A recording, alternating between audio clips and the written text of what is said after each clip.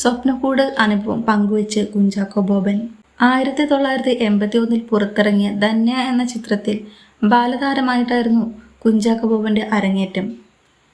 97 പുറത്തിറങ്ങിയ അനിയത്തിപ്രാവിലൂടെയാണ് കുഞ്ചാക്കോ ബോബൻ ഒരു നായകനായി അരങ്ങേറ്റം കുറിച്ചത്.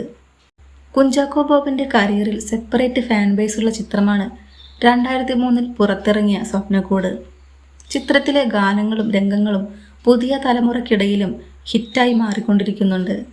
അടുത്തിടെ കുഞ്ചാക്കോയുടേതായി പുറത്തിറങ്ങിയ ഉന്മാദം എന്ന ചിത്രവുമായി ബന്ധപ്പെട്ട് നൽകിയ അഭിമുഖത്തിലാണ് സ്വപ്നക്കൂടിലെ അനുഭവങ്ങളെക്കുറിച്ച് അദ്ദേഹം തുറന്നു പറയുന്നത്.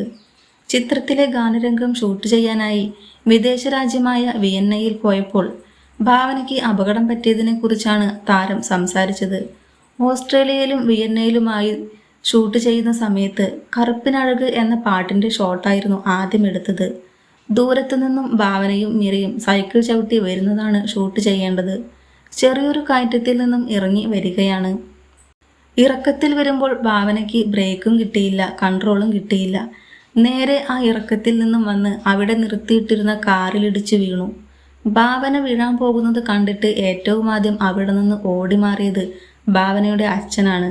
അയ്യോ മോളെ എന്ന് വിളിക്കുന്നത് കേട്ടപ്പോൾ ഞങ്ങൾ വിചാരിച്ചു രക്ഷിക്കാനായിരിക്കുമെന്ന്. പക്ഷെ ആദ്യം ഓടി രക്ഷപ്പെട്ടത് അദ്ദേഹമായിരുന്നു.